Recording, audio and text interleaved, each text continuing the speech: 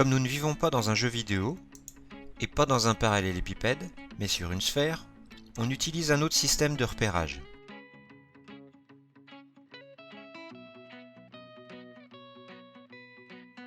Quand on veut se déplacer avec un GPS, il faut connaître l'adresse de la destination. Par exemple, pour aller au collège,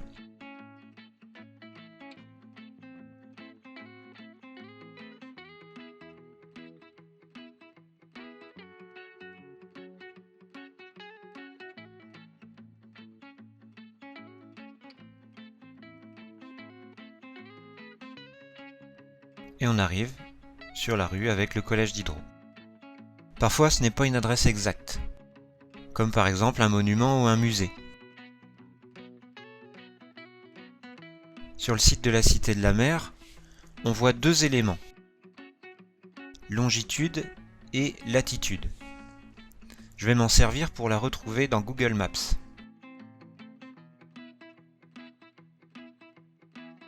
Tout d'abord, il va falloir convertir ces données. Donc la longitude, c'était 0,1 degré, 37 minutes, 0,5 secondes à l'ouest. La latitude, 49 degrés, 38 minutes et 46 secondes au nord. Donc ces deux données, ce sont des angles.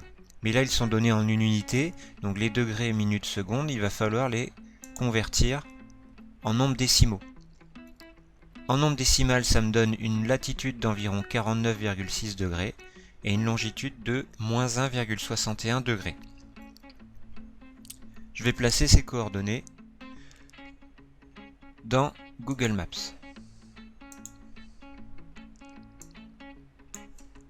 Donc pour le moment, on s'en fiche un petit peu des histoires de conversion. On va juste regarder ce qui se passe quand on rentre les données. Donc c'était 49,646 1 à peu près et moins 1,6180555. Entrée.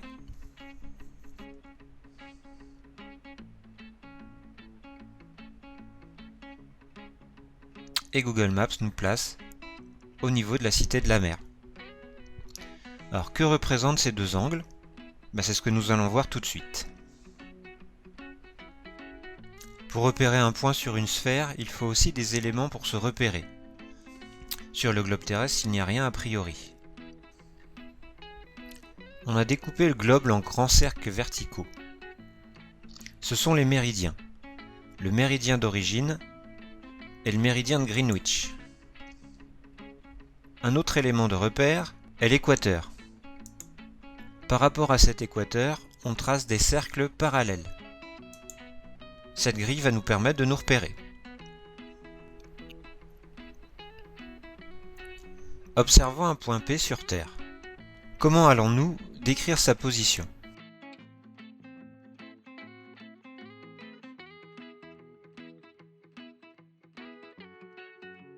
Par rapport au méridien de Greenwich, on mesure la longitude exprimée en degrés. Elle peut être est ou ouest. Donc le méridien de Greenwich est là. P, si on se déplace par rapport au méridien, il serait ici, ce qui fait un angle de 31 degrés. Par rapport à l'équateur, on mesure la latitude, exprimée en degrés. Elle peut être nord ou sud.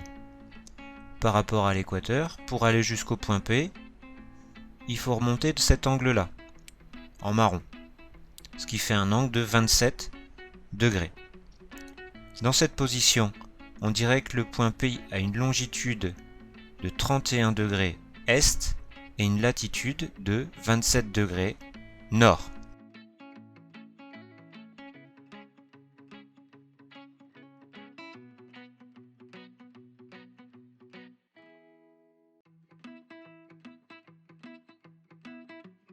Dans cette autre position,